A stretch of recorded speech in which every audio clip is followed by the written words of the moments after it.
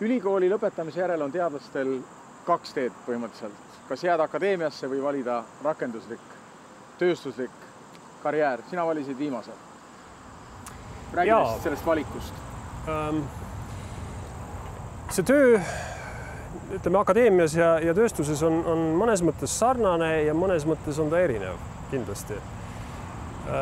Lihtsustatult öeldes on akadeemias kindlasti rohkem vabadust, aga ka kohustust granditaotlustega raha sisse tuua ja nii-öelda leida oma nišš ja oma selline teema, millega tähelepanu äratada ja midagi originaalset korda saata. Tööstuses on teadlane või tehnilise haridusega inimene suhteliselt ikkagi firma teenistusse rakendatud ja on nii-öelda kohustusega firma heaolu ja firma tooteid, firma intellektuaalset omandit parandada. Kindlasti peavad olema mõlemad tehniliselt täiesti kompetentsed ja seal on oma terve skaala nii ülikoolis professorist kuni lihtsate kolledži tudengiteni või tehnikuteni ja sama anda tööstuses, on juhtivteadurid ja on tehnikud laboris, nii et see skaala on mõlemal pool suur, lai.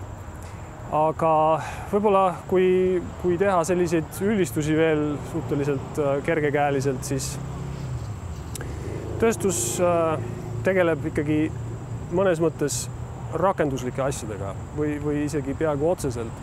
See ei pruugi olla otseselt toodete kallal töötamine, aga põhimõtteliselt kõik, mille peale mõeldakse, ühel või teisel viisil peaks parandama siis firma tegevusalaga seostuvaid tooteid või ideid või imidžit nii-öelda väljanägemist.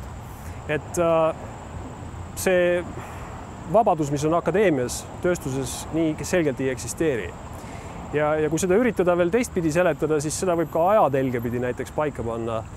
Ütleme, ajateljel, kui me paneksime ajatelje ühe otsa olevikku ja teise suunaksime tulevikku, siis näiteks tööstuses on see olevik seisneb selliste igapäevaste toodete käigus hoidmises ja tootmisprotsessi käigus hoidmises ja kõiges selles, kus on ka tehnilist nutti vaja.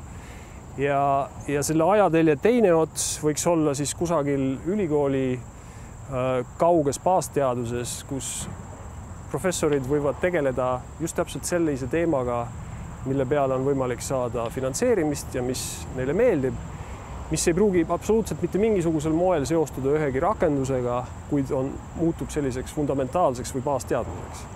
Ja seal vahepeal on siis, ütleme, selline rakenduslik teadus, kusagil näiteks meie defineerime ennast 5 kuni 7 aastat sellest tootmisprotsessist edasi tulevikku. Ehk teisisõnu, me tegeleme asjadega, mis on võib-olla isegi ütleme aasta kuni 7 aastat tootmisprotsessist ees. Ja paljud nendest projektidest kunagi loomulikult tootmisse ei jõuagi, sest et nad ei formeeru selliseks rakenduseks, mida on võimalik tarbijale maha müüa.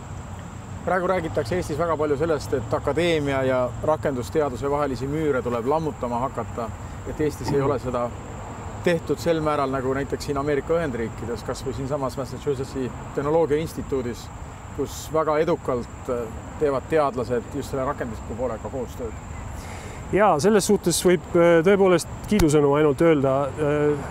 MIT ehk Massachusettsi tehnoloogia instituut on väga avatud kõikvõimalikele koostöödele. Ka meil on olnud aastaid nendega koostöö ja paljudes valdkondades ja loomulikult see kasvab ja kahaneb vastavalt finantseerimisele ja huvile teatud ühistes projektide suhtes.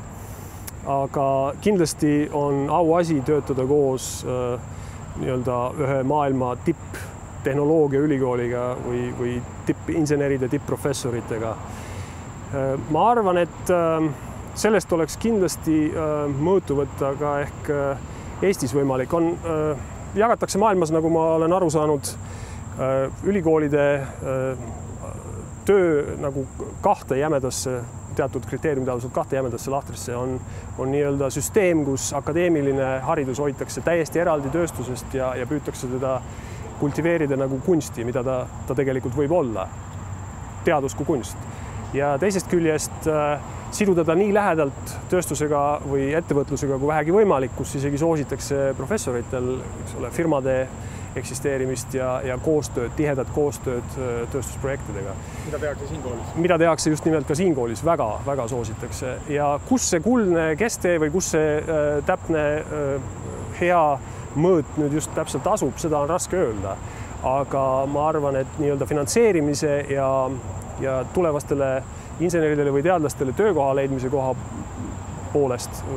poolest on koostöö tööstusega kindlasti väga viljakas.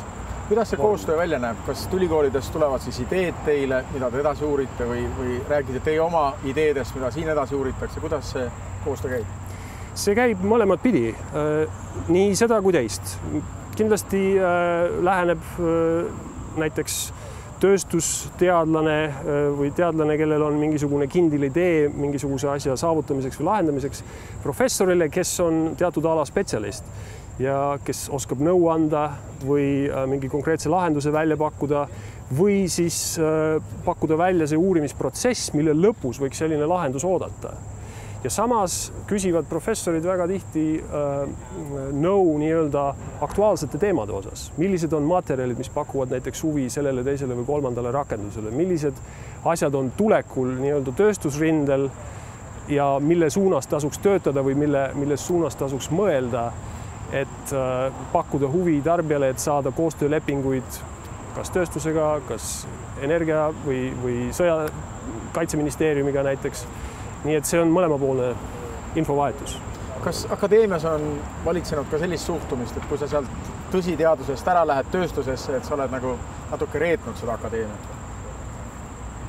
Ei, ma ei tea, kas reetnud, seda ma ei oska öelda, aga kindlasti on sellele võimalik loomulikult niimoodi vaadata, et tööstuses tegeldakse isegi liialt rakenduslike asjadega. Päris kindlasti ei oska ma nimetada ühtegi laborit, kus võiks olla väga palju teoreetilisi füüsikuid tööl, kes tegelikult ka teoreetilise füüsikaga tegelevad.